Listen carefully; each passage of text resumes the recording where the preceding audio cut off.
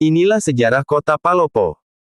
Kota Palopo ini dulunya bernama Ware, yang dikenal dalam epik Laga Ligo. Nama Palopo ini diperkirakan mulai digunakan sejak tahun 1604, bersamaan dengan pembangunan Masjid Jami Tua. Kata Palopo ini diambil dari kata bahasa Bugis Luwu. Artinya yang pertama adalah penganan yang terbuat dari ketan, gula merah, dan santan. Yang kedua berasal dari kata palopoi, yang artinya tancapkan atau masukkan. Palopoi adalah ungkapan yang diucapkan pada saat pemancangan tiang pertama pembangunan Masjid Tua. Dan arti yang ketiga adalah mengatasi. Arti lainnya adalah pohon kemuning, Muraya paniculata, yang mungkin banyak tumbuh di daerah Palopo pada masa lalu. Palopo dipilih untuk dikembangkan menjadi ibu kota Kesultanan Luwu menggantikan Amasangan di Malangke setelah Islam diterima di Luwu pada abad 17. Perpindahan ibu kota tersebut diyakini berawal dari perang saudara yang melibatkan dua putra mahkota saat itu.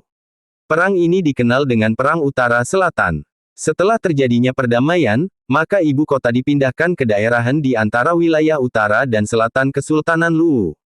Kota dilengkapi dengan alun-alun di depan istana, dan dibuka pula pasar sebagai pusat ekonomi masyarakat. Lalebata menjadi pusat kota kala itu. Pusat kota ini melingkar seluas kurang lebih 10 hektar, yang meliputi Kampung Amasangan dan Malimongan.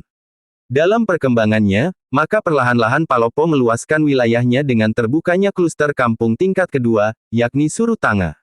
Luasan wilayah kluster kedua ini sekitar 18 hektar, dan diyakini dulunya menjadi pemukiman rakyat dengan aktivitas sosial ekonomi yang intensif.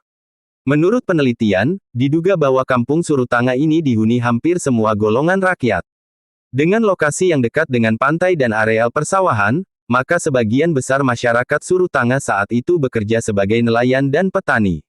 Pada konteks awal perkembangan Palopo ini, batas kota diyakini berada melingkar antara Makam Jera, Surutanga di selatan, Makam Malimongan di sisi barat, dan Makam Raja Lokoe di utara Sungai Boting. Perkembangan Palopo kemudian dilanjutkan dengan tumbuhnya Kampung Binturu sebagai kluster tingkat ketiga seluas 5 hektar. Pemukiman Binturu kala itu dilingkungi benteng pertahanan yang terbuat dari tanah menyerupai parit. Tinggi rata-rata dinding benteng 2 meter dan lebar rata-rata 7 meter. Panjang benteng tidak kurang 5 km menghadap pantai. Benteng ini disebut Benteng Tompotika, yang bermakna tempat matahari terbit.